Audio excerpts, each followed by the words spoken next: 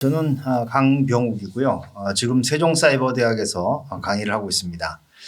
제가 이제 80년대 후반에 증권회사에서 사회생활을 시작했고요. 한 10여 년 정도 증권회사에서 일을 하다가 이제 학위를 받고 그리고 이제 학교에서 강의하고 그리고 책 쓰고 방송하고 그렇게 지내고 있는데요. 뭐 개인적으로는 실무와 이론을 겸비했다. 남들이 이렇게 말씀해 주시는데 그렇긴 하지만 네. 사실인 것 같습니다. 책도 여러 권 썼는데요. 지금 이제 최근에 쓴 책이 10% 수익 바이블이고 그전에는 뭐 주식투자가 처음인데요. 시리즈 이런 것들을 써가지고 많은 분들이 책을 좀 보셨던 것 같아요. 와, 그 80년대 후반이시면은 거의 뭐 35년, 40년. 지금 해수라면 한 35년 정도 됐습니다. 네. 정말 그 오래되셔가지고 여러 높고 오르고 떨어지고 그 위기와 이런 것들을 정말 많이 경험해 보셨을 것 같은데요. 그렇습니다. 네. 그래서 그 책의 내용으로 좀 들어가기 전에 현 시황에 대해서 좀 여쭙고 싶은데요. 올해 들어서 또 변동성이 굉장히 큰 장이 펼쳐지고 있는데 좀 어떻게 보고 계신지 궁금합니다. 자, 일단은 뭐 한 두 가지 정도로 볼 수 있을 것 같은데요. 지금 동학개미 운동이 있었던 2020년 이후에 주식시장이 3,300포인트까지 올라왔었거든요. 지금 보면은 20% 좀 안 되는 그런 조정을 받고 있습니다.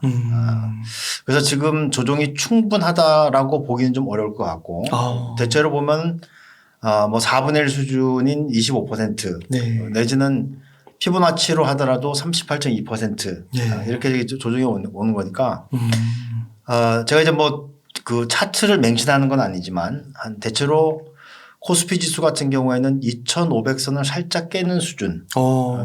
여기까지는 좀 열어놔야 될 거로 이제 보여지고요. 기술적으로 보면. 또 하나는 이제 주식시장이 제일 싫어하는 것이 불확실성이거든요. 근데 지금 이제 불확실성이 과연 거쳐졌느냐 하는 건데 첫 번째로 이제 미국의 통화정책.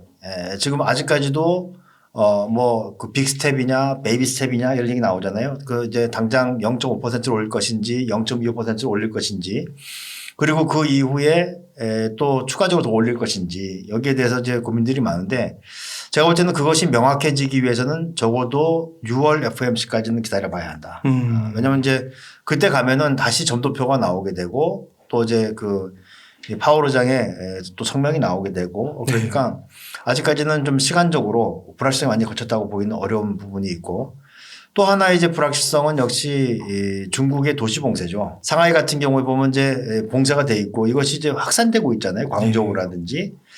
이렇게 되면 우리나라 같은 경우에는 중국에 기대고 있는 무역이 많은데 이런 것들이 좀 어려움들이 있을 것 같고 그리고 이제 또 하나의 문제라면 이제 러시아하고 우크라이나 전쟁 사태 이런 것들이 이제 아무래도 유가를 자극할 수가 있고 전쟁이 벌어진다면 역시 안전자산 선호 현상 이런 것들이 나타날 수가 있기 때문에 불확실성은 진행 중에 있다. 그렇다면 이제 시장이 악재에 대해서 충분히 내성을 가질 때까지는 시장이 떨어지는 것을 멈춘다 손치더라도 그것이 곧 반등이다라고 보기는 어려운 그런 상황이 아닌가 생각이 듭니다. 그 전반적으로 불확실성이 여전히 좀 짙다고 볼 수 있다. 이렇게 말할 수 있을까요? 그렇습니다. 이 불확실성이 완화되든지 불확실성이 해소가 돼야지 시장이 올라갈 수 있는 여지가 생긴다. 거죠. 네. 보통 그 충분한 조정이라고 하면은 고점 대비 한 25% 정도를 생각하는 건가요? 대체로 이제 그 마디가 있는데요. 25%, 50% 이렇게 저기 그 되돌림을 하게 되는데 거기 이제 중간에 끼는 것이 역시 이제 피보나치 수요를 가지고 하는 엘리어트 파동의 원칙, 뭐 38.2, 61.8 이런 것들도 무시할 수 없는 그런 적인 상황이 되겠죠.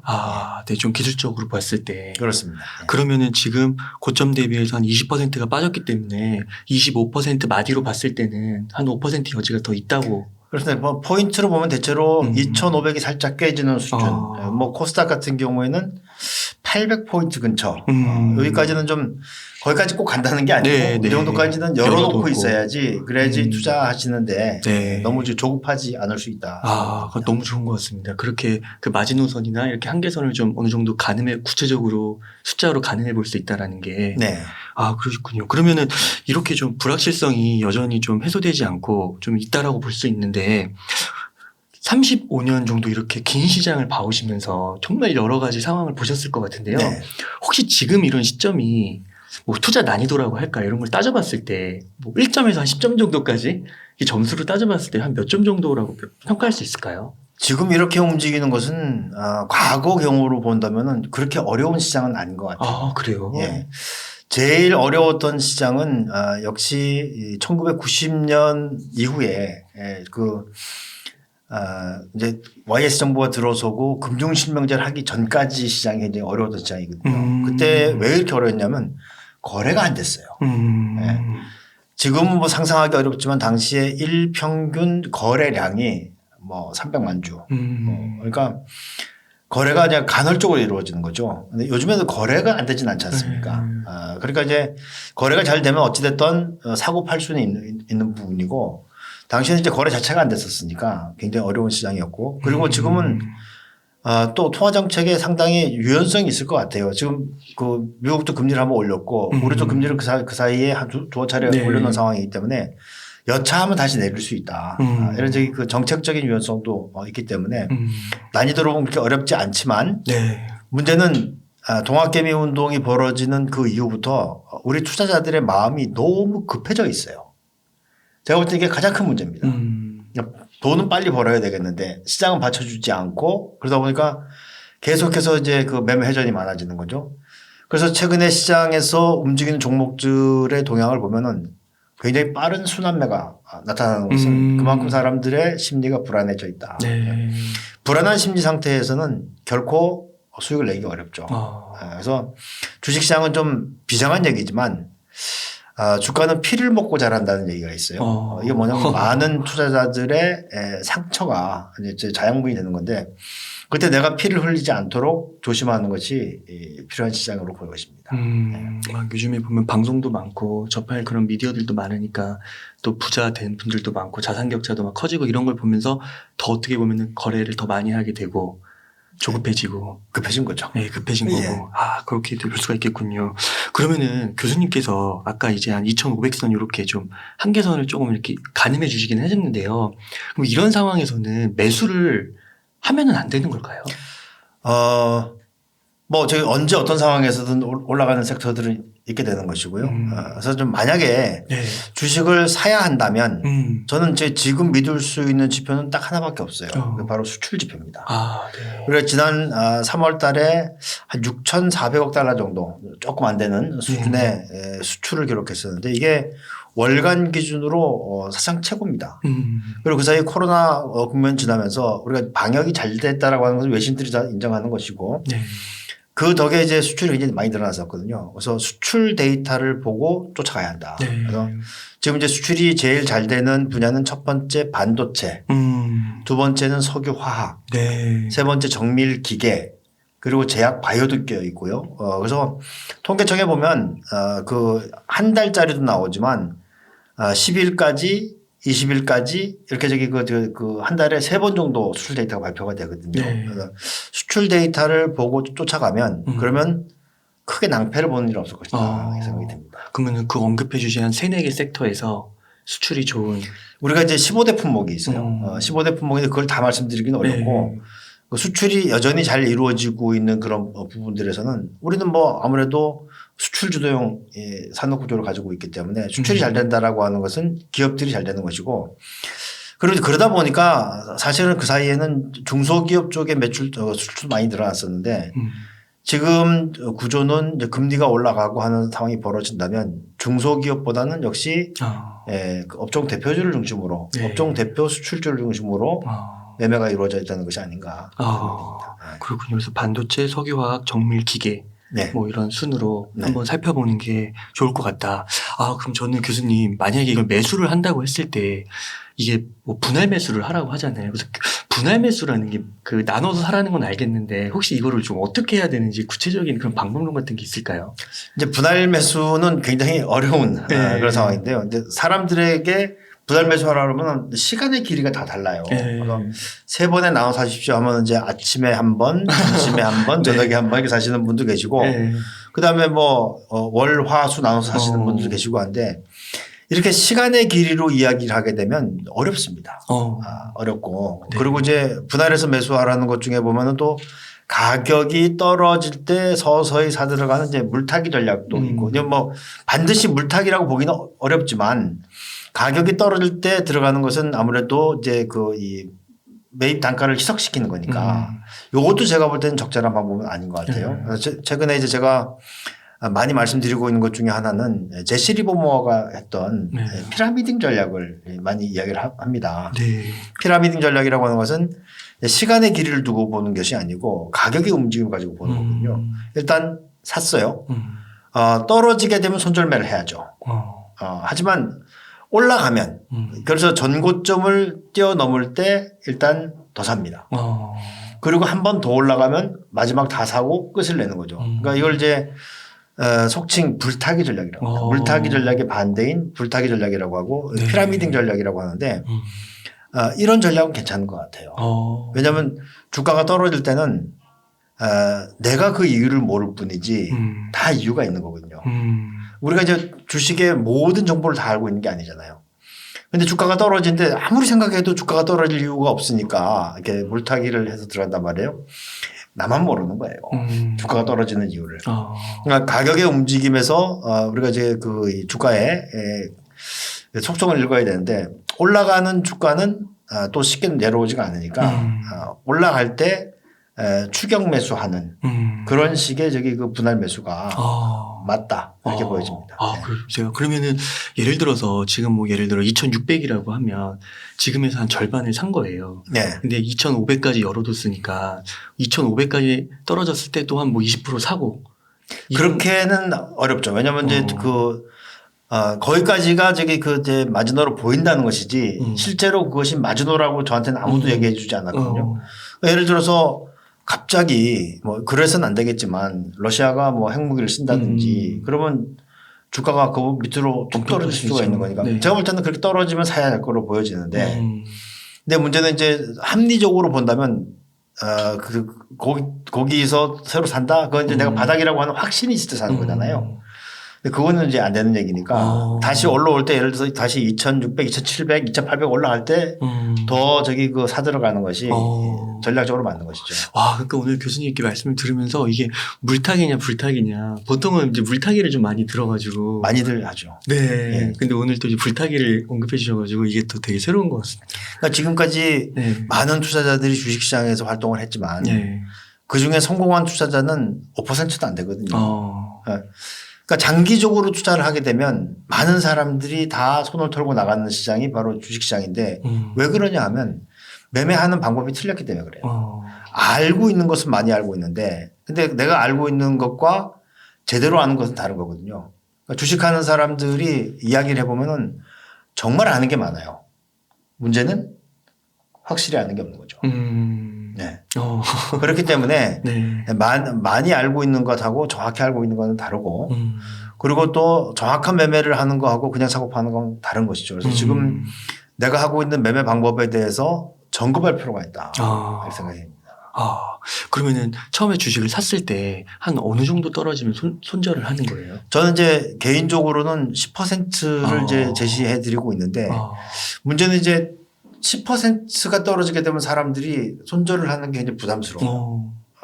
무서워. 그렇습니다. 예. 뭐 그건 요즘에 저희 그 행동경제학에서 사람들이 손절하지 못하는 이유를 수백 가지를 대고 있거든요. 뭐 손실에 대한 두려움이라든지 이런 걸 얘기하고 있는데 그래서 이제 분산 투자가 중요한 거죠. 저는 이제 개인 투자자들이 뭐 10종목이라든지 이렇게 많은 종목을 가지고 있는 것은 절대 바람직하지 않다고 생각합니다. 왜냐하면 이제 한 5종목 넘어가게 되면 사람에게도 관리의 한계가 있거든요. 5종목 넘어가게 되면 제대로 관리가 안 돼요. 뉴스 자세하게 봐야 되고 실적 다 보고 해야 되는데 어려우니까 저는 개인 투자자들은 많이 가지고 있으면 3종목 적어도 2종목 정도의 그 분산 투자를 하고 있으면 될 것 같아요. 그렇게 되면 이제 10% 되면 전체 포트폴리오에서 5% 정도 그 손절매를 하는 거니까 이거는 제가 볼 때는 가능하다고 보여지는 거거든요. 그래서 너무 한쪽으로 저기 집중 투자를 해놓게 되면은 운용하는데도 좀 문제가 생길 수가 있고 그리고 손절을 하는데도 좀 부담스러울 수가 있으니까 조금은 분산시킬 필요가 있는데 너무 큰 분산도 안 되고 그래서 2종목이나 3종목 정도를 가지고 있으면 2종목에서 한 종목이 10%면 5%고 세 종목에서 한 종목이 10%면은 전체에서는 3%밖에 네. 안 되니까 이런 경우에는 좀 과감하게 행동할 수 있지 않을까 생각이 됩니다. 네. 네, 교수님 그 구체적인 매매과 감사드립니다. 그러면 교수님 혹시 지금 이런 시기에 좀 사지 말아야 할 그런 섹터나 뭐 주식이 있을까요? 금리가 올라가는 국면이 되고 그다음에 이제 양적 긴축이 이루어지게 되면 유동성이 줄어들게 되거든요. 이럴 때는 하이밸류 주식들은 피해야 됩니다. 하이밸류라고 하는 것은 PER이 높은 예를 들면 뭐 제약바이오의 PER이 높은 기업이라든지 그렇지 않으면 신기술 산업에 뭐 PER이 뭐 100배씩 가는 내지는 뭐 50배씩 가는 이런 기업들은 피해야 돼요. 왜냐하면 금리가 올라가게 되면 주가는 내려오게 돼 있으니까 그러니까 이제 뭐 수식으로 보더라도 그렇게 되면 이제 지나치게 높은 이 PER을 유지하고 있는 그런 주식들은 아무래도 거품이 빠지기 쉽죠. 그래서 지금은 하이밸류 주식들은 피하고 이제 좀 전에 말씀드렸던 것처럼 실적이 눈앞에 가시화 될 수 있는 종목들. 뭐 그때 당장 수출이니까 지금 내수는 안 돌아가잖아요. 그래서 그렇게 그 포트폴리오를 유지를 해 나가야 되는 것이 아닌가 싶은 생각이 듭니다. 실적을 확인하고. 그렇습니다. 지금 뭐 하이밸류라고 하는 것은 역시 실적이 미진하든지 그렇지 않으면 실적이 없는 기업들이 많죠. 네. 예. 혹시 배당주는 이런 시기에 괜찮을까요? 금리가 올라가면 아무래도 배당주는 매력이 떨어지죠. 네. 하지만 어찌 보면 배당을 준다라고 하는 것은 지금 세계 경제 상황도 별로 안 좋고 그런 상황이 벌어진다면 충분히 가치는 있어요. 왜냐하면 배당을 주기 위해서는 역시 매출도 있어야 되고 또 이익도 내야 되고 하는 거기 때문에 배당주에 대한 비중은 좀 줄이되 배당에 대한 관심들을 계속 가지고 있어야 되는 거죠. 왜냐하면 꼭 배당을 받아서가 아니고 그 기업은 오히려 주가가 올라갈 수가 있기 때문에 그렇게 좀 좀 포괄적으로 볼 필요가 있지 않겠나 싶은 생각이 듭니다. 네. 교수님 감사합니다. 교수님 시황을 잘 진단해 주셨는데요. 그럼 좀 책이랑 한번 연관을 지어서 또 질문을 한번 드리고 싶은데 이번에 내신 책이 텐베거 1000% 수익 바이블이에요. 네. 이런 시기에도 텐베거 종목이 우선 있기는 한가요? 불가능하지는 않다고 봅니다. 네. 근데 이제 텐베거라고 하는 것은 사실은 남들이 잘 생각하지 않을 때 선점했을 때 텐베거가 될 가능성이 굉장히 큰 거죠. 예를 들어서 1,000원, 10,000원짜리 주식이 10만 원이 되면 텐베거가 되는 거예요. 10배가 되지 않습니까? 그런데 사람들이 관심을 가져가지고 내가 바닥이라고 해서 2만 원에 샀는데 그게 10만 원이 되면은 5배밖에 안 되잖아요. 그러니까 텐베거라고 하는 것은 사람들이 거들떠 보지 않는 그런 상황에 왔을 때 이제 사야 되는 것이고 일단 매매 시기는 이제 그런 것이고 두 번째는 이제 기업 가치가 극적으로 좋아져야 됩니다. 모든 텐베거의 핵심은 기업 가치에 있는 거거든요. 그래서 기업 가치가 장기적으로 우상향하는 기업이라든지 아니면 기업 가치가 갑작스럽게 좋아지는 기업이라든지 이렇게 기업 가치에 따라서 움직이게 되는데 지금 과연 그렇게 텐베거가 될 만큼의 환경이 되느냐. 제가 볼 때는 극소수는 있을 것 같아요. 예를 들면 지금 뭐 다른 쪽은 뭐 경기라든지 이런 쪽은 아직까지 좀 더 기다려 봐야 되는 거지만 새롭게 태어나는 산업들이 있잖아요. 예를 들면 메타버스. 근데 메타버스라고는 이야기하지만 누구도 메타버스가 뭔지 아직까지 확실히 정의되지 않았고 그리고 메타버스가 과연 어떤 종목이 핵심인지 이런 거에 대해서는 아직까지 정리가 안 됐거든요. 그래서 메타버스 ETF를 가지고 그 안에 있는 종목들을 분석을 해보면 좀 다른 부분들이 있어요. 아직까지 명확하게 정의가 되어 있지 않다는 건데 근데 과거의 경험으로도 보면 이렇게 새로운 산업이 나왔을 때 역시 핵심은 그래서 누가 돈을 버느냐는 거거든요. 그 사업으로. 예를 들어서 지금 이름 바꿨죠. 메타. 페이스북에도 바꿨는데 메타가 실적이 좋지 않은 가장 큰 이유는 메타버스 사업에 굉장히 많은 투자를 했지만 거기서 성과가 나지 않았다 하는 거거든요. 그렇다면 바꿔서 보면 메타버스 산업에서 지금 이제 돈을 벌고 있는 기업이 있다면 이것은 나중에 그 산업이 붐업됐을 때 제일 선두에 설 수 있는 그런 가능성이 있는 거거든요. 그래서 우리나라 기업 중에서는 제가 볼 때는 DOU 이런 기업들은 관심을 좀 가져야 될 것 같아요. 다만 이제 DOU가 가지고 있는 가장 큰 문제는 IPO를 한 지 얼마 안 됐다는 겁니다. 네. 그래서 이제 IPO 한 지 얼마 안 된 기업들은 다 가지고 있는 부담이 이제 수급이죠. 오버행이라고 하는 이제 보호예수 물량들이 풀리는 묶여 있는 게 있으니까 이게 이제 해소가 돼야지 그래 주가는 탄력적으로 움직일 텐데 관심은 가지고 보시라. 왜냐하면 거기는 버블이라고 하는 채팅 프로그램을 가지고 셀럽들하고 이제 소통을 하는 건데 여기는 회비를 받지 않습니까? 회비가 안정적으로 들어오니까 이건 돈을 버는 기업이거든요. 이런 기업들이 텐베거의 대상이 될 수가 있다 생각이 듭니다. 아, 그러시군요. 그럼 이렇게 새롭게 태어나는 산업에서 텐베거가 나온다고 본다면 그러면 이미 좀 큰 주식들 뭐 대형주 삼성전자나 막 네이버 카카오 이런 거는 좀 어렵다고 봐야 되는 걸까요? 그러니까 이제 상식적으로 생각을 하면 우리나라 그 주식시장의 시가총액이 한 2,000조 좀 넘는단 말이에요. 네. 근데 지금 이제 삼성전자 한 종목이 한 400조 정도 됩니다. 그러면 삼성전자가 텐베거가 되면 삼성전자 시가총액이 4,000조가 돼야 되는 거거든요. 그러겠네요. 그리고 이미 저기 그 삼성전자 같은 건 제가 책에도 적어놨지만 1998년 이제 IMF 외환위기를 지나면서 그때부터 지금까지 한 140배 올랐어요. 이미 올랐구나. 네, 그 기업을 가지고 또 텐베거가 된다라고 하면은 그건 좀 어려운 얘기고 이건 이제 이미 어떻게 봐야 되냐면 가치가 실현된 기업으로 봐야 되는 거죠. 그래서 우리는 지금부터 텐베거가 될 종목을 찾아야 되는 것이지 이미 가치가 실현된 종목을 잡고 이게 텐베거가 되느냐 안 되느냐를 따지는 것도 어려운 것이고 네이버 같은 경우도 마찬가지죠. 네이버도 이제 인터넷 열풍이 불면서 그때부터 이미 텐베거가 됐죠. 카카오도 마찬가지고. 그러니까 이렇게 이미 가치가 실현된 종목을 가지고 이게 텐베거가 될지를 물어보는 것은 굉장한 우문이다. 네. 그 텐베거는 찾아야 되는 거군요. 발견해야 되는 거군요. 찾아야죠.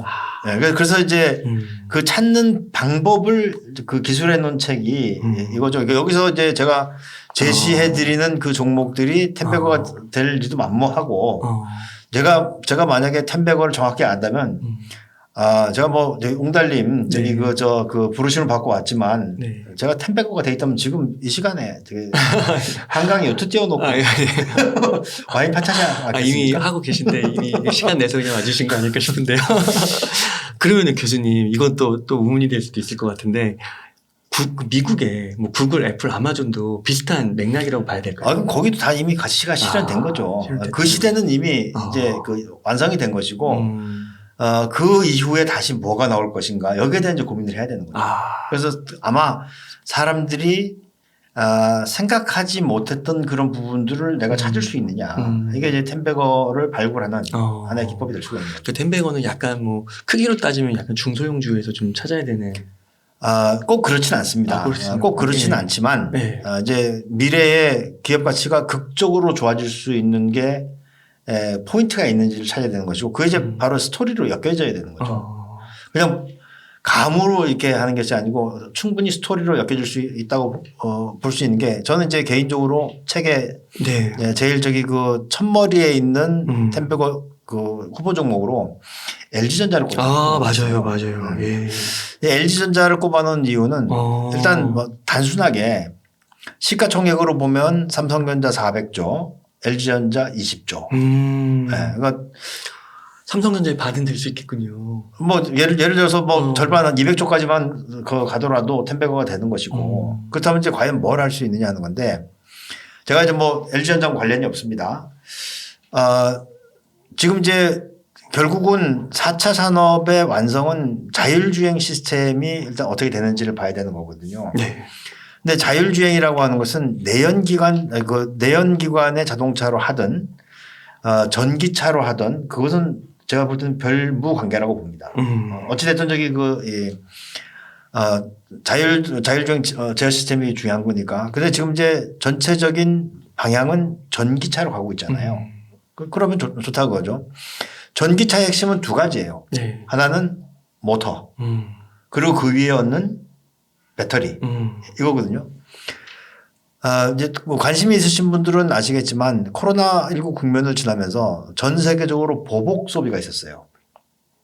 여행을 못 가니까 여행 못 가는 그 돈을 아껴가지고 네. 이제 그 가전제품도 바꾸고 이제 그런 일들이 있었단 말이에요. 근데 미국 사람들이 가장 사랑하는 가전제품은 월풀입니다. 네. 예, 월풀, 저기 냉장고, 세탁기 이거 저 좋아하거든요. 근데 재밌었던 건 뭐냐면 월풀 세탁기는 당장 살 수 있어요. 네. 그런데 LG전자 그 세탁기는 이제 그 배로 이제 옮겨야 되니까 이게 한 3개월 걸리거든요. 네. 그럼에도 불구하고 미국 사람들이 다 기다려서 LG 세탁기를 샀어요. 아, 정말요? 그렇습니다. 네. 그래서 지금 저기 그 LG전자 그 세탁기가 월풀을 제치고 세계 1위예요. 아, 가전으로. 정말요? 예. 와, 몰랐네요. 사람들한테 물어봤어요. 왜 기다리냐? 모터. 예. LG 세탁기의 모터가 아주 좋다. 이런 얘기를 하고 있고. 그다음에 이제 LG 에너지 솔루션이 역시 또 그 2차 전지 완성품 업체에서는 가장 앞서 나가는 그런 기업이 되겠고. 또 하나 이제 주목해야 되는 것은 올해 그 CES 2022에 LG전자가 그 자율주행 컨셉카를 이제 공개를 했습니다. 그거 이제 옴니팟이라고 하는 네. 자동차인데 제가 볼 때는 뭐 최근에 LG전자가 이제 전장 회사로 저기 그 바뀌기도 하고 그래서 제가 볼 때는 충분히 스토리를 만들어줄 수가 있다. 그렇다면 이제 LG전자가 보여줘야 되는 것은 사업의 비전과 그리고 이제 실적으로 답을 해줘야 되는 거죠. 하지만 이제 스토리가 완성되어 있으니까 이제 그 스토리가 이어져 나가는지를 확인하는 게 중요한 거죠. 만약에 그 사이에 이제 단절이 되면 10백원은 이제 저기 그 물 건너가는 것이고 가능하다면 저기 그 될 수도 있겠다. 이렇게 보는 것이죠. 그러니까 LG전자를 이렇게 봤더니 또 주가가 많이 떨어졌더라고요. 사실은 LG전자는 그때 뭡니까 스마트폰 대응 못했을 때 그때 이제 2007년 이후에 2009년 10년 이때 주가가 폭락했죠. 16만 원대에서 4만 원대로. 네. 그때 이제 LG전자가 죽지 않나 이런 걱정도 많이 했었는데 그래도 그 살아남았거든요. LG전자였기 때문에 살아남은 것이지 다른 기업 같았으면 예를 들면 펜텍이라든지 이런 기업들은 그 전에 이제 휴대폰 한번 잘못했다가 부도가 나오기도 했었거든요. 그렇군요. 그러니까 이런 미래의 방향에 맞는 스토리가 있고 그거를 이제 실제적으로 그거를 숫자로 채워갈 수 있는. 그렇습니다. 네. 그렇게 하는 거군요. 그러면요, 교수님 이런 주식 투자법에 대해서 어떻게 생각하세요? 많은 분들이 뭐 우량주 있잖아요. 탑10, 미국 탑10 같은 거, 구글, 뭐 아마존 이런 게 떨어질 때마다 계속 그냥 그 개인 투자자가 돈 벌 수 있는 기회는 그런 대형 우량주만 계속 모아가는 방법밖에 거의 없다. 뭐 이런 식으로 이제 말씀하시는 분들도 굉장히 많으신 것 같은데. 저는 그 방법도 동의합니다. 네. 왜냐하면 저는 이제 인간이 고안해낸 투자법 중에서 가장 우수한 투자법이 정식 투자라고 생각하거든요. 네. 정식 투자라고 하는 것은 달러 코스트 에버리지를 시키는 것이고 이건 이제 우리 적금 들듯이 매월 내지는 그 매 주기에 정해진 날짜에 같은 금액을 사는 거거든요. 네. 100만 원은 100만 원. 이렇게 되면 이제 그 달러 코스트 에버리지가 되는데 근데 문제는 그렇게 투자하실 때는 장기로 하셔야 됩니다. 예를 들면 3년, 5년. 그러면 제가 볼 때는 결코 손해보기 어려운 네. 그런 이제 투자법으로 보여주고 그러니까 정상적으로 인간들이 고안해낸 투자법 중에서는 그게 최고로 보여지는데 많은 분들이 이제 그런 투자법을 할 때 시간을 너무 단기로 보는 거예요. 이것도 급해져서 1년 내에 승부가 안 나니까 야 내가 잘못했나 보다 팔아버리고 이런 경우가 있는데 제가 볼 때는 지금 금리가 올라가는 상황에서도 대체로 우리나라의 1년 만기 정기예금 금리가 한 1%대거든요. 네. 그러면 72의 법칙이라는 게 있잖아요. 네. 우리 그 재테크 할 때는 항상 따지게 되는데 72 나누기 수익률 하면은 내 재산이 2배 되는 데 걸리는 기간인데 지금 내가 예를 들어서 1,000만 원이 있어요. 근데 이거를 저기 그 1년 만기 정기금에 넣어서 롤오버를 시키면은 그게 2배가 되는데 걸리는 시간이 72년 걸린단 말이에요. 네. 2% 올라가더라도 36년 걸리는 거예요.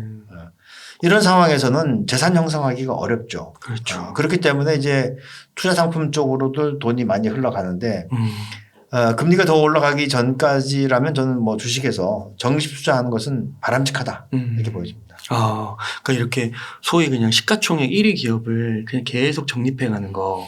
거기에 숨어 있는 뜻은 그래도 부도는 안 나지 않겠느냐. 장기 투자인데 부도 나버리면 꽝이잖아요.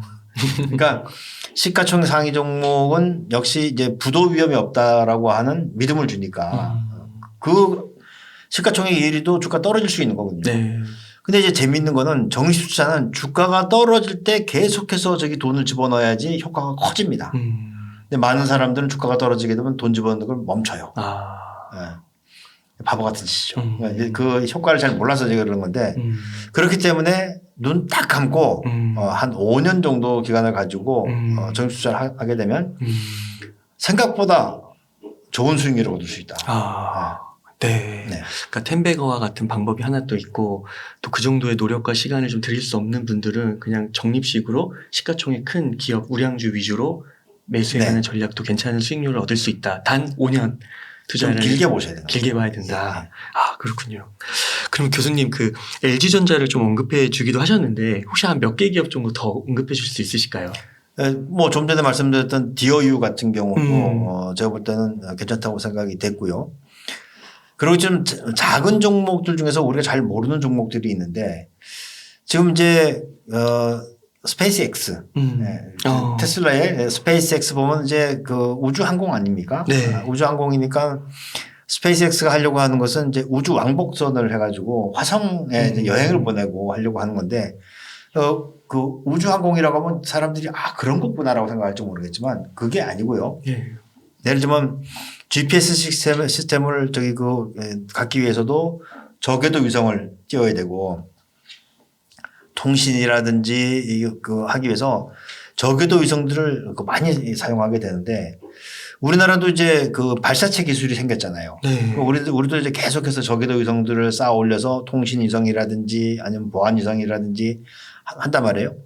이렇게 되면 이제 위성하고 이쪽에 이 지구의 지상에 있는 그 기지하고 이게 제어할 수 있는 제어 시스템이 필요한데 그거를 잘하는 기업이 좀 작은 기업이긴 하지만 세트랙 아이라고 하는 기업이 있습니다. 이런 것들 이제 사람들이 잘 이름을 몰라서 접근하기 어려운데 기술력이 괜찮아요. 그래서 우주항공 산업이 개화를 하게 되면 그런 기업들도 괜찮을 수 있겠다는 생각이 들고 그다음에 이거는 제가 볼 때는 이제 좀 기대를 적긴 했어요. 왜냐하면 요즘에 이제 화해 무드가 아니고 또 좀 이제 대결 무드로 제가 가고 있기 때문에 근데 대륙 횡단철도가 이제 연결이 되면 그러면 이제 우리 부산에서부터 시베리아 거쳐가지고 이렇게 유럽까지 가는 횡단철도가 되게 되면 대박 나겠네요. 네. 철도 산업. 뭐 그렇게 되면 이제 거기 그 차량을 해주는 현대 로템 이런 것도 괜찮지만 철도 제어 시스템에 또 강자가 있습니다.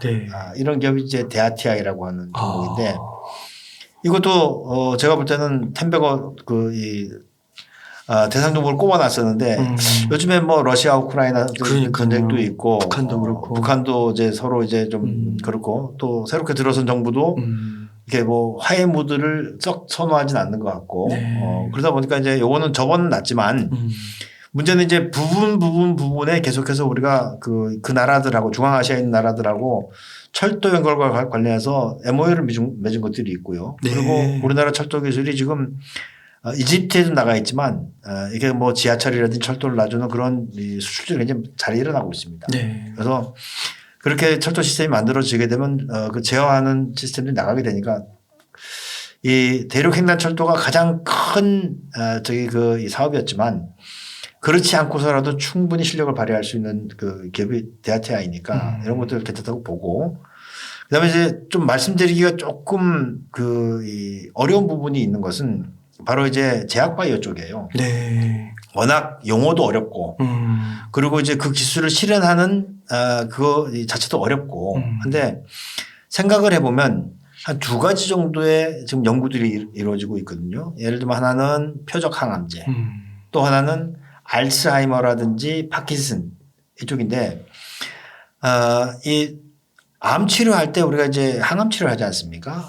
지금까지 항암 치료는 사람들의 이제 면역 체계를 좀 파괴시켜 놓고 그러면서 그 항암 치료를 하고 다시 면역 체계를 쌓아 나가는 이런 구조로 간다고 제가 알고 있는데 이렇게 하다 보면 암 전이가 생길 수가 있거든요.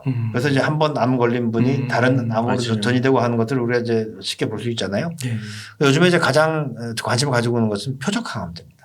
그 암만 탁 찾아가는. 근데 거기 이제 이 기술이 앞서 나가 있는 회사가 우리나라 이제 나이백이라고 하는 회사가 있어요. 근데 나이백은 아직까지도 뭐 기다려 봐야 되는 거지만 이번에 이제 그 JP 모건 헬스케어 1월 달에 있었던 그 컨퍼런스가 끝나고 가장 많은 질문을 받았던 기업으로 지금 신문에 나와 있어요. 네. 그렇다면 사람들이 그 성과에 대해서 관심이 많다라고 보는 거죠. 다만 이제 모두 말씀드린 바와 같이 제약바이오 같은 경우에는 그 실현되는데 걸리는 기간이 길고 또 자금이 많이 들어가고 그리고 또 과거에 이제 우리 한미약품 같은 경우에 신약 기술을 수출했었단 말이에요. 그런데 그게 실현이 안 돼 가지고 다시 반환이 되는 이런 일도 있고 하니까 어려움은 있지만 그래도 기술력이 있는 기업들이 꽤 있다. 이렇게 보여집니다. 네, 이렇게 몇 개 기업, 한 5개 기업 이렇게 언급해 주셨는데 LG전자, DOU, TI, 세트랙, 나이백 이 중에서 또 뭐 현실의 상황이 변함에 따라 또 많은 부분에서 변화가 있을 수 있겠지만 말씀을 들으면서 이런 생각도 들었습니다. 그 분산 투자 말씀해 주신 것처럼 뭐 전 재산이 아니라 뭐 사실 여기다가 뭐 한 500만 원, 1000만 원만 넣어놔도 사실 10배 되면은 1억이 되는 거고 5천만 원이 되는 거잖아요. 그렇죠. 뭔가 공부를 하면서 그런 식으로 분산 투자를 해봐도 괜찮을 것 같아. 그래서 비중의 문제죠. 비중의 문제. 투자 비중을 어떻게 가져가느냐의 문제인데 어느 정도는 좀 끼워놓으면 좋겠는데 또 좀 시간이 지나다 보면 내가 이것 때문에 넣어놨지라고 하는 걸 잊어버려요.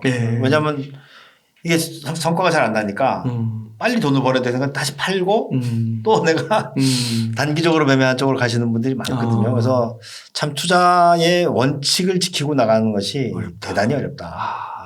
혹시 그 텐베거 그 종목들을 과거에 이렇게 연구하다 보면은 혹시 뭐 10배가 되는데 걸리는 시간 뭐 이런 것도 있나요?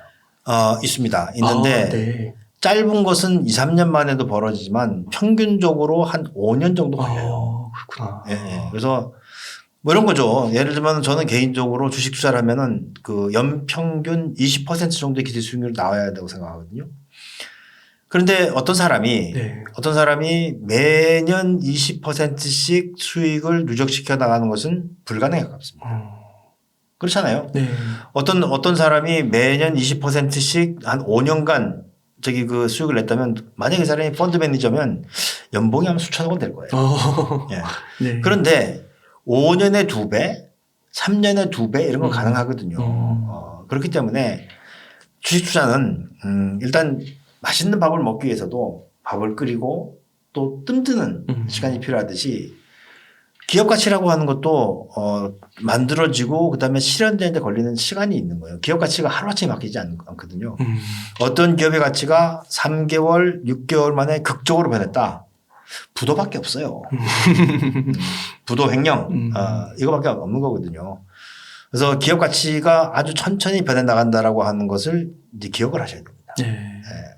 그러면은 그 펀드 매니저가 연 20%씩 꾸준히 하는 거는 안 되지만 아까 말씀하신 대로 뭐 5년에 2배가 된다고 하면 그렇게는 펀드 매니저가 운영을 할 수가 없는 건가요? 거기는 이제 그 분기마다 또 매년 이제 부크로징을 하고 또 이제 펀드 공개해야 되니까 아마 한 3년 정도 죽을 쓰면 쫓겨날걸요? 그렇구나. 그냥 그 구조 자체가 그렇게 짜여져 있는 거군요. 그럼 어떻게 보면은 개인 투자자분들이 조금 공부 열심히 하고 책도 읽고 이런 텐베거 1000% 수익 바이블도 읽고 이렇게 해서 접근을 하고 계속해서 이렇게 추적을 잘 하면 5년 내 2배 뭐 이런 거는 해볼 수 있겠네요. 충분히 가능하죠. 2배짜리 종목은 지천에 깔려 있습니다. 근데 뭐 10배짜리 종목을 찾자고 하니까 어려운 것이지 2배, 3배 올라가는 거는 뭐 요즘에도 많이 나오잖아요. 순식간에도 뭐 되고 하는 거니까. 그래서 아까도 말씀드렸듯이 기업 가치가 좋아지는데 거기 스토리가 있어야 돼요. 사람들이 이제 개연성을 가지고 스토리를 만들어 나가고 그 스토리가 저기 시장에서 받아들여지면 그러면 이제 그 기업 가치가 실현되기 전에도 주가는 먼저 움직일 수 있는 거니까. 맞아요. 근데 뜬금없는 저기 종목을 가지고 기다리게 되면 이제 어려운 것이죠. 그게 스토리도 되게 중요한 거군요. 텐베거 있을 때는. 그렇습니다. 뭐 좀 나쁜 얘기지만 작전을 하는 사람들도 스토리가 없는 주식은 하지 않아요. 네.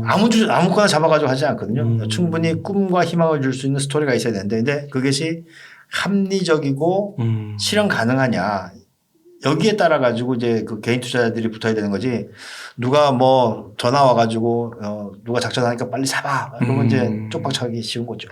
딱 그냥 머릿속에 떠오르는 게 그 코로나 이후에 테슬라 같은 거 보면은 진짜 스토리가 확 받쳐주고 또 그 CEO가 뭔가 이렇게 우상화돼 되면서 주가 올라가는 그 속도가 떠오릅니다. 그렇죠. 네. 아무래도 당시에 이제 그 전기차하고 관련해서 많이 저기 그 이야기 됐었는데 사실 지금도 보면 저는 테슬라는 좀 과하다 싶어요.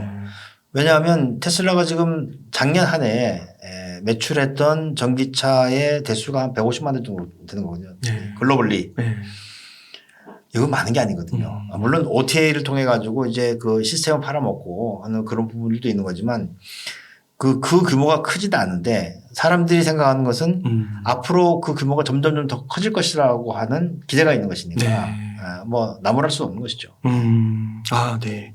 그래서 지금 교수님께서 텐베거 1000% 수익 바이블 에서 이렇게 텐베거 탑10 종목 중에 이제 몇 가지 한 5가지 정도를 언급해 주셨는데 책에도 나머지 5가지 종목이 있습니다. 그래서 시청자분들께서는 꼭 책을 통해서 그런 부분까지 확인해 보시고 그 10개에서 마음에 드시는 것들 소액 이렇게 한번 접근해 보시는 것도 괜찮지 않을까.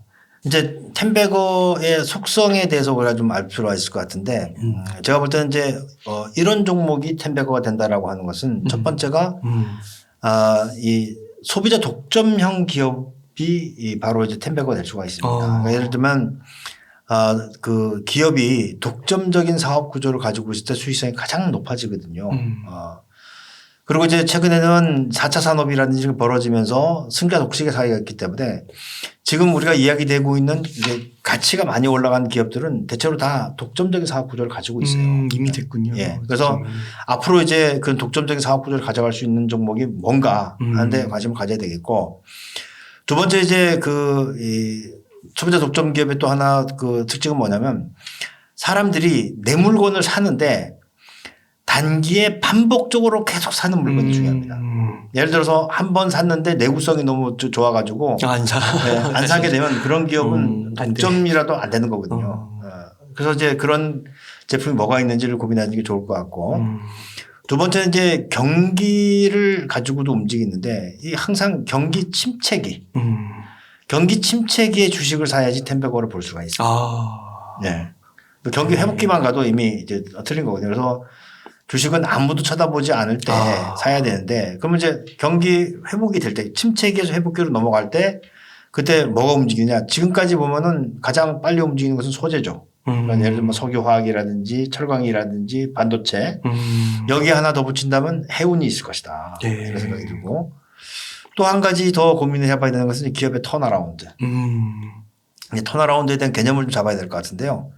우리 이제 적자 기업이 흑자 기업으로 바뀌는 것만 턴어라운드로 생각하시는 분이 계신데 완전히 망가졌던 기업이 그 환골 탈퇴해서 백조가 되는 확률은 굉장히 낮습니다. 전 세계적으로 사례를 찾아보기 어려울 정도로 희박해요. 그러다 보니까 조금 더 확장을 해보면은 새로운 성장 동력을 갖는다든지 그렇지 않으면 새로운 핵심 역량을 길러낸다든지 제품 포트폴리오를 바꾼다든지 이런 건데 대표적인 사례 중에 하나 최근에 이제 관심을 가지고 있는 것이 EM텍이라는 회사가 있어요. 이건 사례입니다. 이건 사실 하는 게 아니고 EM텍이라고 하는 회사는 이제 전자 부품 업체였습니다. 이제 그렇고 그런 회사였어요. 근데 이 회사가 2017년, 18년 요때 저기 그 전자담배 불 붙이는 기술을 이제 저기 그 개발을 해요. 그래서 이제 우리나라 전자담배 쓰는 거 아이코스 여기 이제 기계를 팔거든요. 근데 재밌는 거는 코로나19가 온 거예요. 코로나19가 오니까 사람들이 해외여행을 못 갔죠. 그래서 이제 해외 갔다 오면 꼭 사오는 게 있잖아요. 술, 담배.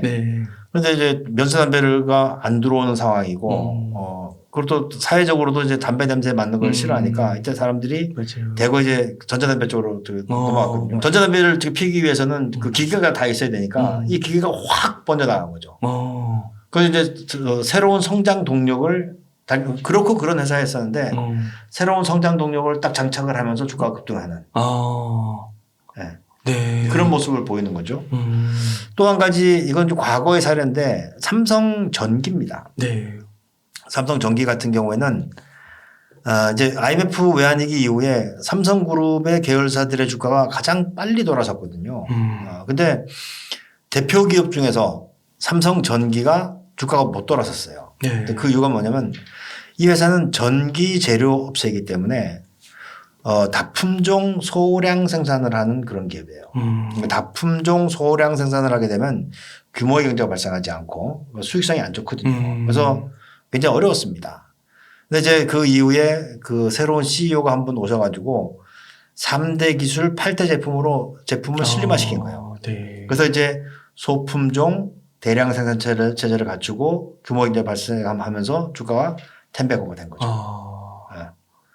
그래서 이렇게 그 완전히 망가졌던 기업이 그 살아나는 것보다는 이렇게 그 사업 구조를 바꾼다든지 새로운 역량을 장착한다든지 이런 기업이 있는지를 찾아보시는 게 굉장히 중요하다라는 생각이 들고요. 그러니까 완전 막 적자 어려운 이런 기업이 아니라 그냥 그저 그런 기업에서 뭔가 새로운 사업 활동을 벌이는. 그렇습니다. 아니면 이제 사양 산업화 됐던 예를 들면 이제 후지필름 같은 경우에 디지털 카메라가 나오면서 필름 시장 완전히 죽었잖아요. 네.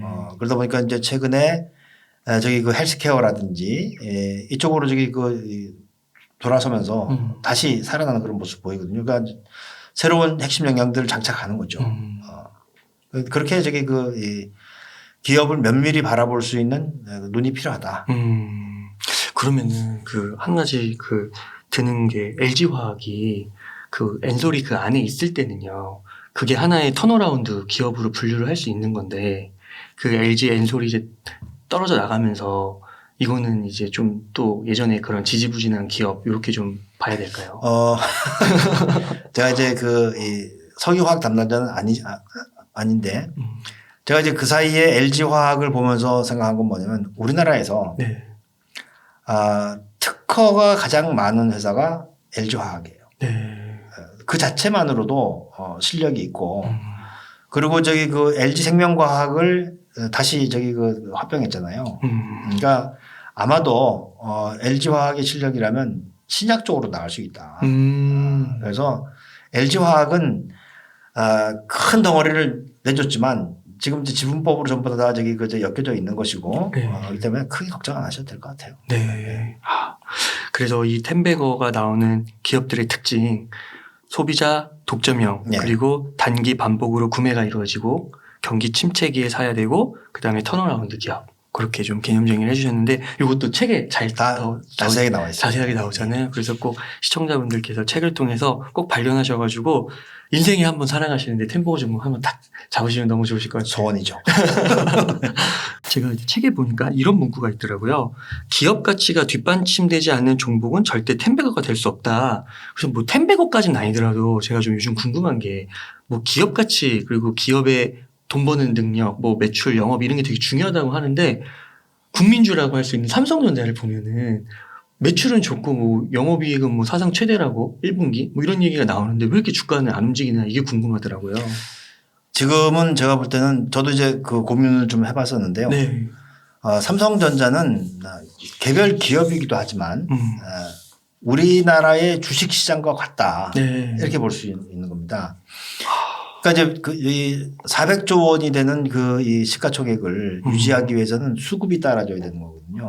물론 이번에도 저기 그 거의 사상 최대의 매출과 또 저기 그 분기이익으로는 사상 최대에 접근하는 그런 수익이 났지만 외국인 투자가들이 지금 계속해서 파는데 그 1위가 ETF를 제외하고는 삼성전자예요. 그럼 이거는 삼성전자의 실적에 대한 실망이라기보다는 우리 마켓을 팔고 있다. 이제 그걸로 저기 나타날 수 있는 것이 바로 환율의 급등이라든지 또 뭐 바꿔놓고 보면 이제 달러 인덱스 같은 경우에 지금 100포인트를 넘어가려니 많이 이런 일들이 벌어지게 되니까 이 이야기는 안전자산 선호가 벌어지고 있다라고 보는 거죠.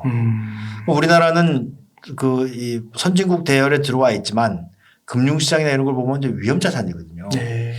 그러니까 우리 주식에서 그 돈을 빼서 미국으로 가는 그런 이 형태가 벌어지고 있기 때문에 삼성전자 같은 경우는 아무리 실적이 좋아도 우리나라를 팔고 나간다면 삼성전자를 팔지 않을 수 없는 그런 상황이니까 이건 이제 안전자산 선호와 관련된 수급의 문제이지 기업 가치의 문제는 아니라고 보여집니다. 그리고 또 하나 삼성전자 정도 되는 기업이라면 이거는 이제 기업의 실적에 따라서도 움직이지만 회사의 정책이라든지 그렇지 않으면 좀 정치적인 문제도 있다고 봐요. 뭐 정치라고 하는 것이 정치권하고의 문제가 아니고 가족 내의 정치 문제라든지 이런 것들을 가지고 이제 볼 수가 있는데 많은 사람들이 그 이 3세 승계가 끝났느냐 여기에 대해서 이제 고민들을 하고 있어요. 저는 액면 분할을 할 때 3세 승계는 끝났다고 봅니다. 그런데 다만 지분 정리가 안 되게 있었어요. 그래서 최근에 이제 모친께서 삼성전자 지분을 팔았잖아요. 근데 이제 신문에는 언론에는 이제 그 상속세를 내기 위해서 그렇게 나이브한 기사는 처음 봤어요. 네, 왜냐하면 그 이 대주주들은 상속세를 낼 때 지분을 팔지 않습니다. 배당을 받죠. 배당을 받을 때 있는 네. 거죠. 그러니까 지금 이제 보면은 삼성전자 지분을 팔았다라고 하는 것은 이제 정리가 다 끝난 거예요. 지분 정리도. 그러면 이제 지분 정리가 끝나기 전까지는 사실 주가가 올라가면 안 되거든요. 왜냐하면 사는 쪽에서 부담스러우니까. 그러니까 지금 이제 팔았다라고 하는 것은 주가는 이제 거의 바닥에 왔다. 다만 이제 수급이 따라줘야 한다. 그렇구나. 이런 저기 그거 생각을 해야 되는 거죠. 네. 그러면 교수님 그 실적보다 수급이 우선한다고 봐야 되는 건가요? 그러니까 주식 시장에 저기 그 이 모든 저기 재료를 다 물리치고 가장 중요한 것은 수급이죠. 수급이고. 네. 아무리 실적이 좋으면 뭐합니까? 사는 사람이 없는데. 그러면 주가는 이제 극단적으로 저평가 되겠죠. 그런 기업들이 나중에 수급이 붙으면 다시 폭발적으로 올라가는 거니까. 네. 지금이 어찌 보면은 밀려 내려갈 때 삼성전자를 사야 하는 적기다. 이렇게 볼 수 있는 건데 다만 좀 전에도 얘기했지만 400호짜리가 4,000원 안 될 테니까 햄버거를 기대하는 것은 어렵고 안정적인 그 수익 또 안정적인 배당 이런 걸 기대한다면 삼성전자만큼 좋은 저기 그 기업은 없는 거죠.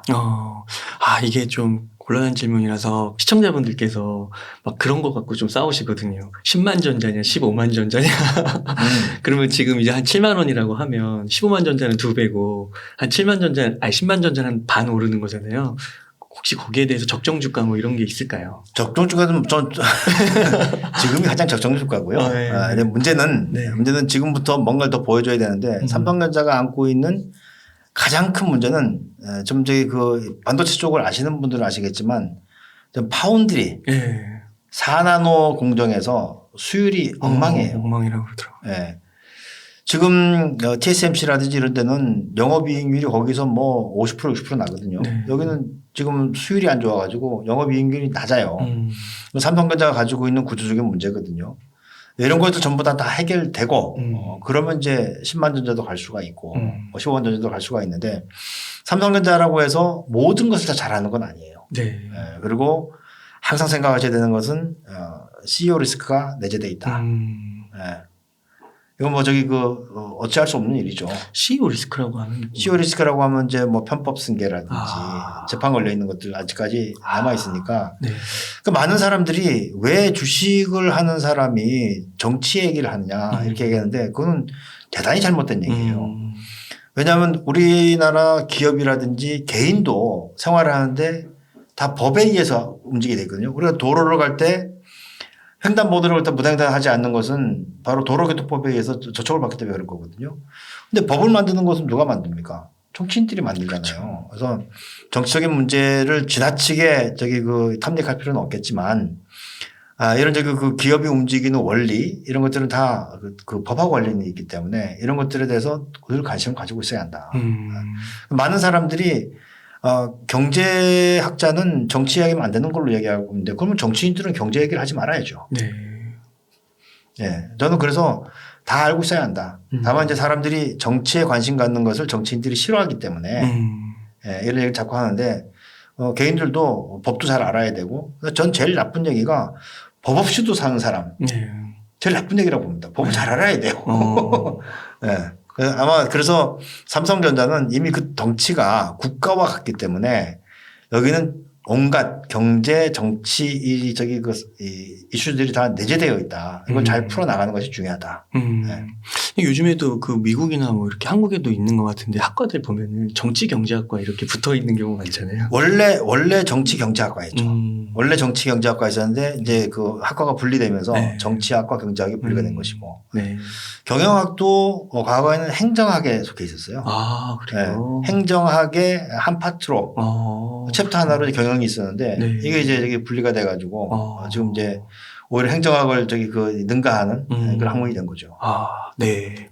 그러면 교수님 그 삼성전자 아까 이제 주식 지금 거의 바닥 구간에 와 있다고 하셨는데 바닥이라고 하면 좀 그렇고 뭐라고 해야 될까요? 대체로 바닥에 와 간다. 대체로 그렇게 와 있다고 했는데 그러면은 지금 이제 2021년 거의 초부터 계속 내리막길이고 지지부진한 이 주가 상태에서 더 인내심을 좀 발휘해서 절대 팔 구간은 아니고 오히려 버티거나 조금 더 사야 되는. 삼성전자 같은 기업이라면 저는 굳이 손절매를 안 된다 네. 생각이 됩니다. 왜냐하면 내가 손절매를 반드시 해야 되는 종목들은 미래가 불투명한 종목들은 그 손절을 반드시 해야 되거든요. 왜냐하면 잘못하면 부도가 날 수도 있고 또 회사에 뭐 그 내부적으로 문제가 생길 수도 있고 하는 건데 삼성전자 같은 주식은 뭐 절대 망하지는 않겠죠. 물론 기업이 절대라는 얘기는 없는 거지만 우리가 활동하는 동안은 삼성전자 유지가 될 가능성이 크고 그리고 지금 거둬들이고 있는 수익의 규모로 본다면은 언제든지 다시 그 주가를 회복할 수 있는 그런 부분이 되는 거죠. 네. 그래서 우리가 다시 돌아가 보면은 이런 주식을 가지고는 적립 투자를 해야 한다. 한 5년을 보면서. 그러면 지금보다는 훨씬 높은 가격에 팔 기회가 많을 것이다. 네. 그러니까 지금 어떻게 생각해 보면은 2021년 초라고 하면 진짜 거의 1년 지난 거네요. 그렇지. 네. 그럼 아직 뭐 5년의 문법을 적용하면 4년 더 있어야 되는 거네요. 네. 네. 그렇게 되면 이제 아까 앞에서 말씀해 주신 것처럼 뭐 5년에 뭐 2배, 뭐 2배까지 아니더라도 아무 괜찮은 수익률을 거둘 수 있는 거니까 그렇게 생각해 보면 너무 좋겠네요. 네. 교수님 그러면 혹시 암호화폐에 대해서 좀 질문을 좀 드려도 될까요? 어떻게 생각하시는지? 네. 저는 이제 사실 제 전공은 이제 투자론입니다. 투자론 중에서도 이제 주식 투자를 이제 전공을 했는데 저희는 이제 어디에 초점을 두고 있냐면 본질 가치에 주목을 하고 있어요. 네. 그래서 가치가 없는 본질 가치를 추정할 수 없는 그 자산에 대해서는 조금 경원시하는 그런 부분들이 있는데 저는 암호화폐에 대해서는 처음부터 끝까지 같은 생각입니다. 가치가 없는. 그래요? 그런 화폐고, 이 자산은 끝에 가면은 이제 그렇고 그런 자산 중에 하나로 남아있지 없어지진 않을 것 같아요. 근데 과거처럼 이 빛을 발하고 하는 그런 자산은 아닐 가능성이 크다라고 하는데 이걸 이제 설명할 때 1600년대에 있었던 이 네덜란드의 튤립법을 이야기 많이 합니다. 왜냐하면 이제 당시에 네덜란드 튤립 버블이 있었는데 그때 튤립 버블을 촉발시켰던 튤립이 있어요. 그 튤립이 이제 황제 튤립이에요. 이제 튤립이라고 하는 것이 이제 알뿌리 구근으로 되어 있는데 이 알뿌리에 변종 바이러스에 감염이 되면 꽃에 문양이 생기는데 이 문양이 네덜란드 황실 문양이랑 똑같이 생기게 나와요. 이제 완전히 이제 우리로 보면 로또인 거죠. 네. 그래서 이 황제 튤립의 가격이 마차 한 대 값, 마차 두 대 값, 집 한 채 값, 집 두 채 값까지 올라갔어요. 사람들이 이제 그걸 못 사는 거죠. 제가 볼 때는 그 황제 튤립이 바로 비트코인이에요. 그러니까 이제 비트코인이 많이 올라가니까 그 다음에 이제 뭐 장군 튤립, 총독 튤립 만들어냈단 말입니다. 네. 마음속에 아이돌들을 다 끄집어낸 거죠. 그러니까 이제 우리 코인 시장도 보면은 비트코인이 올라가고 난 다음에 뭐 잡코인들이, 알트코인들이 막 나오잖아요. 똑같아요. 똑같아요. 튤립도 한 5년 정도 그 시장이 활활 타오르다가 나중에 이제 폭락을 하는 그런 일이 있었는데 가치를 추정할 수 없는 자산 가격이 올라간 것은 튤립과 같다. 그렇기 때문에 제가 볼 때는 뭐 모르겠습니다. 가격의 움직임을 잘 타서 투자를 하는 그래서 돈을 버는 건 뭐라 그러고 싶지 않은데 정상적으로 투자하시는 분들이라면 제 개인적인 생각으로는 예, 제가 뭐 맞아 죽을 각오를 하고 있어도 바른 말을 해야 되니까 하시지 않는 게 좋겠다. 예. 그러니까 이게 참 그 암호화폐에 대해서도 이렇게 오셔가지고 인터뷰를 하시는 분들 보면은 기관 투자자신데도 의견이 또 갈리시더라고요. 되게. 근데 이런 건 있을 것 같아요. 이제 기관 투자가들하고 개인들은 다릅니다. 왜냐하면 네. 이제 골드만삭스라든지 미국의 그 유수의 이 IB들이 그 코인을 산 적이 있어요. 지금도 제가 볼 때 가지고 있을 것 같은데 그걸 왜 가지고 있냐면 포트폴리오 관리 차원에서 가지고 있는 거예요. 왜냐하면 이제 가장 중요한 것은 달러의 가치거든요. 달러의 가치가 올라가고 내려가고 할 때 이 IB들은 돈을 버는 게 목적이 아니고 포트폴리오를 안정적으로 가져가는 게 목적이거든요.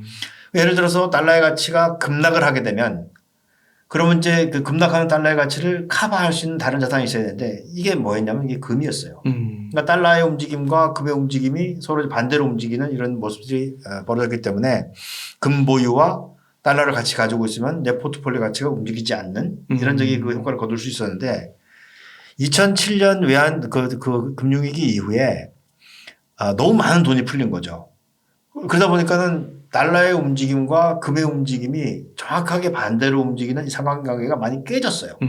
같이 떨어지기도 하고 같이 올라가기도 하고 그러니까 포트폴리오 관리하는데 너무 힘들었던 거예요. 그래서 자산을 하나 더 집어넣어서 3개의 자산을 가지고 포트폴리오 관리하게 되면 이제 분산 효과가 더 생기게 되니까 그럴 때 자산으로 채택된 게 바로 이제 코인이에요. 그래서 포트폴리오를 관리하는 것은 자산 가격 간의 상관관계를 가지고 하는 것이기 때문에 그런 점에서 그 코인을 샀다고 봐야 되는 것이지 그게 뭐 대단한 가치가 있어서 샀다고 보는 게 좀 어렵죠. 네. 정말 또 이렇게 맞아 죽을 각오로 바른 말을 하셔야 된다고 하시면서 이렇게 또 솔직하게 생각을 말씀해 주시죠. 그리고 또 하나 이제 사람들이 그 화폐의 속성에 대해서 잘 그 이해를 못 하시는데 우리는 이제 민주주의를 좋아하잖아요. 또 민주화되는 것이 좋고 그런데 화폐는 민주화가 되면 곤란해요. 왜냐하면 화폐가 만약에 민주화가 되면은 통제가 안 되니까 온갖 사기들이 벌어질 수 있는 거거든요. 그래서 지금까지도 화폐는 권력자의 것이었습니다. 근데 비트코인이라든지 이 코인의 출발점은 뭐냐면 화폐의 민주화를 주창하고 나온 거거든요. 근데 가만히 보세요. 중국 같은 경우에 지금 이제 그 코인 시장을 완전히 막았잖아요. 막은 이유가 뭐냐면 통제가 안 되는 거예요. 네. 그래서 미국이 달러화를 버리고 코인을 이 기축통화로 쓴다면 모르겠지만 만약에 그게 아니라면 권력자로부터 결국 핍박을 받게 돼 있다.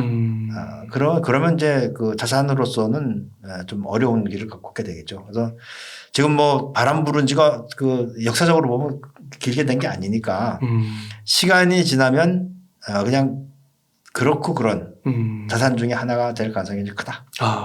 네.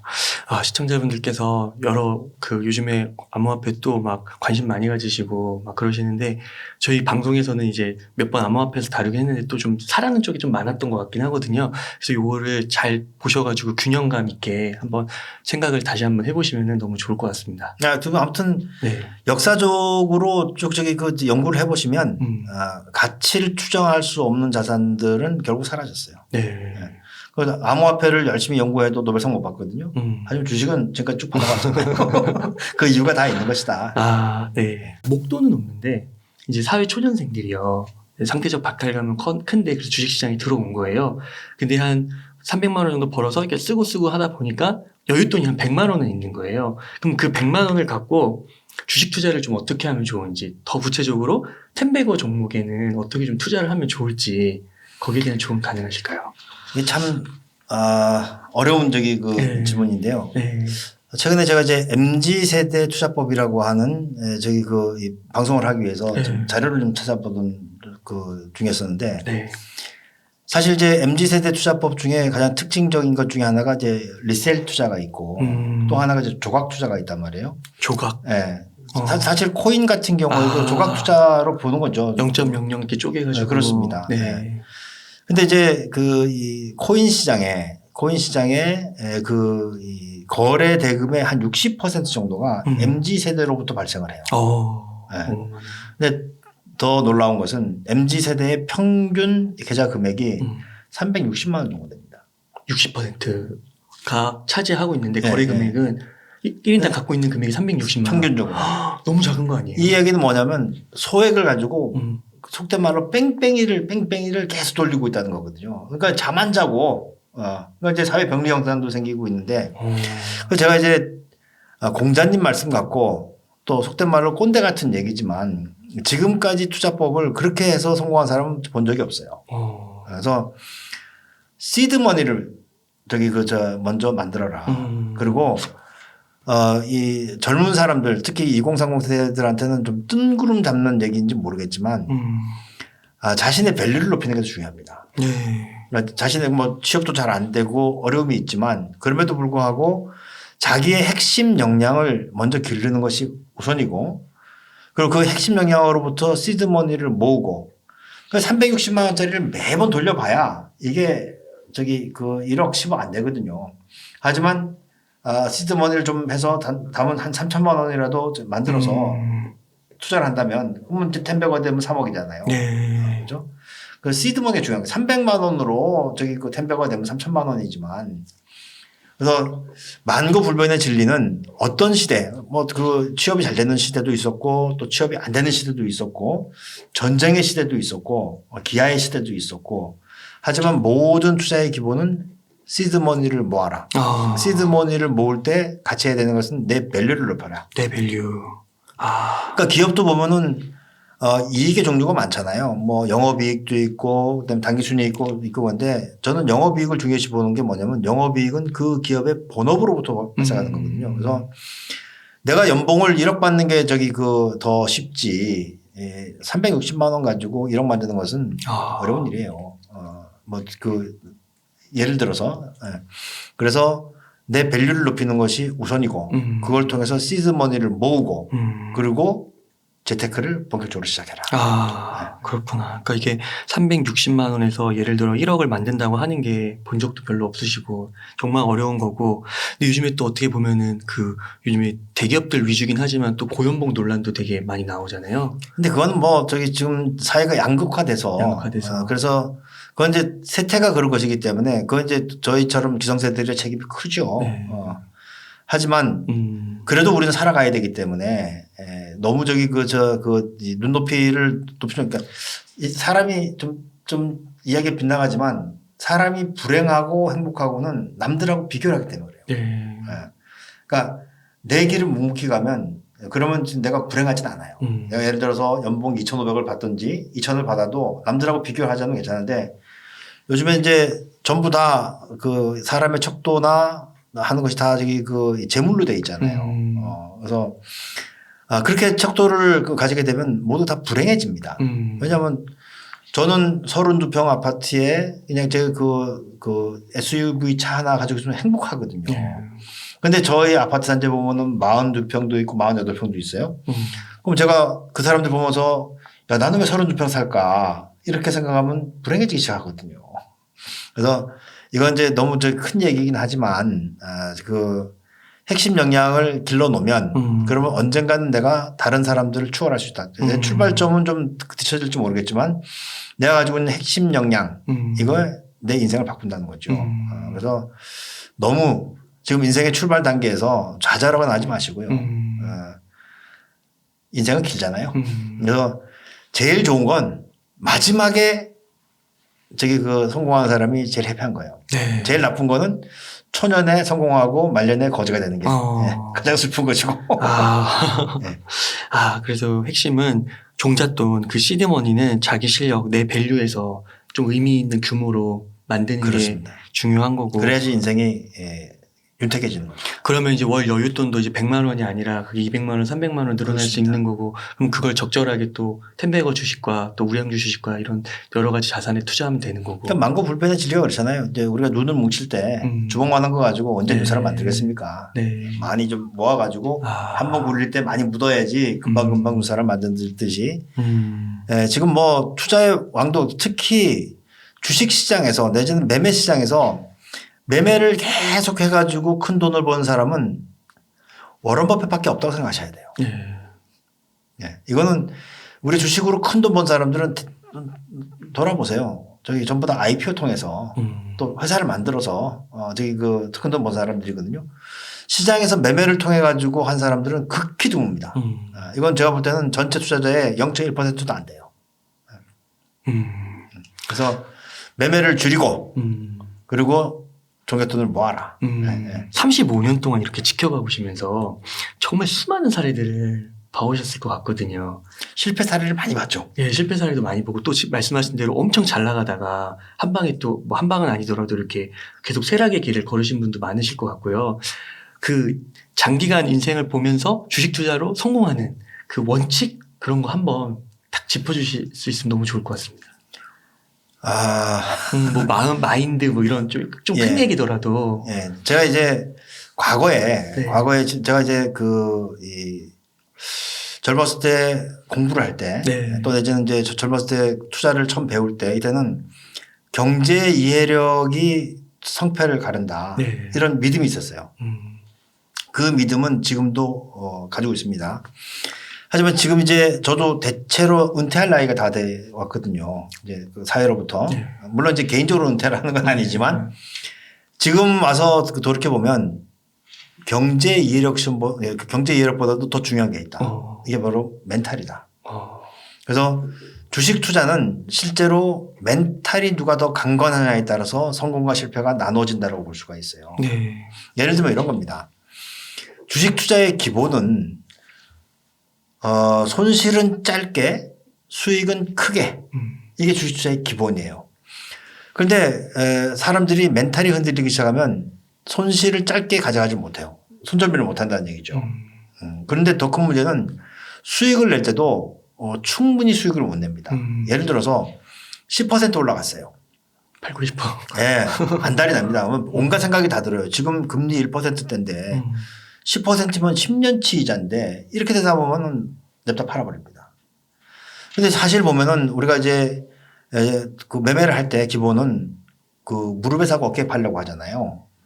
근데 이 격언의 의미를 좀 곱씹어 봐야 될 필요가 있는데 왜 무릎이고 왜 어깨인가. 사람들 이제 이쪽 저기 이 무릎에 여기 어깨를 생각하시는데 그게 아니고요. 여기 그 무릎은 여기 어깨. 네. 그러니까 이제 이 숨어 있는 뜻은 뭐냐면 남자들 요 머리에 상투가 있잖아요. 그러니까 주가의 상투를 확인하라는 겁니다.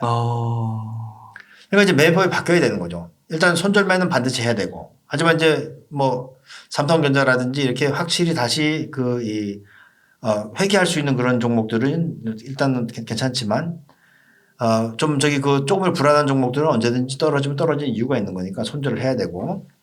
그 다음에 수익을 낼 때는 10% 올라가면 안달할 것이 아니고 나는 이거는 안 벌어. 나는 본전에 팔 거야. 그리고 20% 올라가면 위에 10% 떼고 난 10%만 벌 거야. 그리고 50% 올라가면 난 40%만 벌을래. 100% 올라가면 이제 위에 또 저기 융통성을 줘야 되니까 난 80%만 벌 거야. 예를 들어서 5배가 올라갔어요. 난 4배만 먹을 거야. 10배가 올라갔어요. 난 8배만 먹을 거야. 이렇게 되면은 어떻게 되면 이 상투를 확인할 수 있는 방법이 되거든요. 그러니까 이거를 기다리는데 멘탈리 로버스트 해야 돼요. 즉 멘탈이 강건해야 돼요. 그렇지 않으면 우리는 발바닥에 사서 복숭아뼈 팔고 나는 경우가 많아요. 그래서 이 멘탈을 잡는 것이 중요하고 그래서 2000년 이후에 매년 노벨 경제학상을 받는 학자들을 보면은 꼭 행동 경제학자들이 다 껴 있습니다. 행동 경제학자들이라고 하는 사람들은 인간이 시장에서 이 불합리한 사고를 했을 때 어떤 그 실패를 하는지를 이제 알아내고 그걸 해결할 수 있는 방법들을 다 제시하는 사람들이거든요. 그만큼 이제 그 투자도 심리학적으로 많이 연구가 돼 있고 그래서 이 심리적으로 강건한 그런 상태를 만들기 위해서 하는데 이거는 단계에 되지 않습니다. 그래서 욕심을 버리고 핵심을 따라가는 거죠. 그 핵심이라고 하는 것은 역시 기업 가치고 기업 가치는 절대 하루아침에 바뀌지 않는다. 워런 버핏의 스승이 있어요. 그 스승 이름은 바로 벤자민 그레이엄이고 벤자민 그레이엄이 이제 가치 투자의 아버지예요. 근데 그분의 책을 읽어봐도 그래요. 적어도 3년, 5년 동안은 가지고 있어라. 그런데 5년이 지났는데도 불구하고 만약에 내 생각대로 움직이지 않으면 내가 잘못 생각한 것이다. 적어도 5년까지는 끌어보라는 얘기거든요. 가치 투자의 아버지 얘기예요. 네, 그러네요. 그래서 우리가 경제를 잘 이해하는 것도 중요하지만 뭐 경제 모르고 투자하기는 어려운 거니까 그거보다 더 중요한 것은 내가 멘탈 관리를 잘하는 것이다. 네. 멘탈 관리를 잘하기 위해서는 이제 급하지 않아야 되거든요. 첫 번째, 남의 돈으로 투자하지 않는다. 남의 돈으로 투자하지 않는다라고 하는 건 대출 받지 말라는 겁니다. 왜냐하면 대출 받게 되면 대출은 항상 만기가 있잖아요. 그러면 만기 때가 다가오면 팔아야 되는 심리가 흔들려요. 그다음에 두 번째는 어느 정도의 규모를 가지고 하느냐. 조금 전에 이제 MZ세대 얘기도 했었지만 사람마다 이거는 상대적인 금액이 있는 거예요. 예를 들면은 내가 지금 주식에 투자하고 있는 돈을 다 잃더라도 내 생활에 전혀 변화가 없어야 돼요. 그래야지만 멘탈이 흔들리지 않는 거예요. 근데 내가 좀 무리하게 투자를 해가지고 하루아침에 그냥 뭐 아파트 저기 평수가 바뀐다든지 예? 그렇지 않으면 자동차 배기량이 바뀐다든지 이렇게 되면 심리적으로 당연히 흔들리겠죠. 이런 저기 그 심리 상태를 가지고서는 투자를 할 수가 없다. 그래서 남의 돈 가지고 하지 않고 또 내가 감내할 수 있을 정도의 그 수익을 낼 수 있는 돈 이게 필요하고 그리고 이제 저는 개인적으로 최근에 또 좀 많이 권해드리고 있는 것 중에 하나는 현금 추출 전략을 써라. 이런 얘기를 합니다. 요즘 시장에서는 잘 안 맞을 수 있을 것 같긴 한데 예를 들면은 제가 3천만 원을 가지고 투자를 했어요. 그러면 주가가 올라갔습니다. 올라가면은 수익금을 빼요. 그래서 어디로 가느냐? 적금 계좌로 갑니다. 그래서 이제 올라가면 빼놓고 올라가면 빼놓고 그래서 몇 번 빼고 나면은 내가 가지고 있는 돈은 100% 전부 다 수익금이에요. 이건 다 날려도 되는 거거든요. 네. 그래서 전 그렇게 투자하는 것도 하나의 방법이고 그게 또 어렵다면은 적어도 돈이 저기 이제 수익이 나면은 제가 요즘에 제일 싫어하는 얘기가 묻고 따블로 가요. 이 주식은 굉장히 위험한 얘기입니다. 네. 빨리 돈을 벌고 싶으니까 수익이 난 것도 묻어서 따블로 가고 또 따블로 가고 이렇게 하면 금방 돈을 벌 것 같잖아요. 절대 그런 일이 벌어지지 않습니다. 그러다 한 방에 가는 건가요? 그렇습니다. 그래서 저는 그럴 때는 자산을 유형화하라 이런 얘기를 하는데 뭐 말이 어려워서 유형하지 올라가면 한 150만 원 빼서 냉장고 하나 바꾸고 예? 그다음에 또 좀 올라가면 또 200만 원 빼서 세탁기 하나 바꾸고 또 올라가면은 TV 하나 바꾸고 좀 더 많이 올라가면 자동차 하나 바꾸고 이렇게 되면 이제 내 그 주위에 주식 투자로부터 아름다운 기억들이 많잖아요. 네. 냉장고를 보면서 세탁기를 보면서 내 차를 보면서 그럼 이제 이렇게 그 좋은 기억들이 많은 사람들이 투자에 성공하게 되는 것이지 맨날 보면은 뭐 나는 그 돈을 벌었던 것 같은데 다시 나중에 보면은 한 푼도 내 주식에 남아있지 않고 이렇게 되면 이제 주식으로부터 상처를 받게 되거든요. 그러면 상처를 받게 되면 우리가 왜 남녀 관계에도 상처가 심하면 더도 보고 싶지가 않잖아요. 그러면 이제 주식에 대해서 멀어지게 되고 복수할 기회가 없어진다. 네. 주식 투자는 벌 수도 있고 잃을 수도 있는 건데 잃었을 때 더 잘 해야 되는 것이고 또 특히 초심자들께서는 조심하셔야 되는 게 주가가 올라갈 때 그러니까 주식 시장이 올라갈 때 돈을 번 것은 내 실력이 아니에요. 이것은 시장이 나한테 먹여준 거예요. 진짜 실력은 요즘처럼 조정을 받을 때 이때 손실을 덜 보고 이때 수익을 낼 수 있는 실력을 기르는 것이 진짜 실력이거든요. 네. 많은 사람들이 지난번 동학개미 운동 때 주가 올라갈 때 돈 버니까 우쭐한 사람들이 있어요. 이 초심자의 행운이거든요. 그 다음에는 쪽박을 찬다. 지금까지 연구된 결과입니다. 네. 제 얘기가 아니고 네. 네. 연구된 결과예요. 네. 네. 예, 교수님 이렇게 텐베거 주식 그리고 아주 구체적인 꿀팁 그리고 더 나아가서 길게 보고 투자하는 그런 철학과 마인드까지 이렇게 상세하게 짚어주셔서 너무 감사히 말씀드립니다. 그러면 교수님 오늘 한 이 정도에서 인터뷰 마무리하도록 하겠습니다. 네. 이렇게 해서 텐베거 1000% 수익 바이블의 저자이신 강병욱 교수님을 모시고 이야기를 나눠봤습니다. 긴 시간 동안 유익한 인사이트 많이 나눠주셔서 감사히 말씀드립니다. 오늘 고생 많으셨습니다. 고맙습니다. 예, 감사합니다.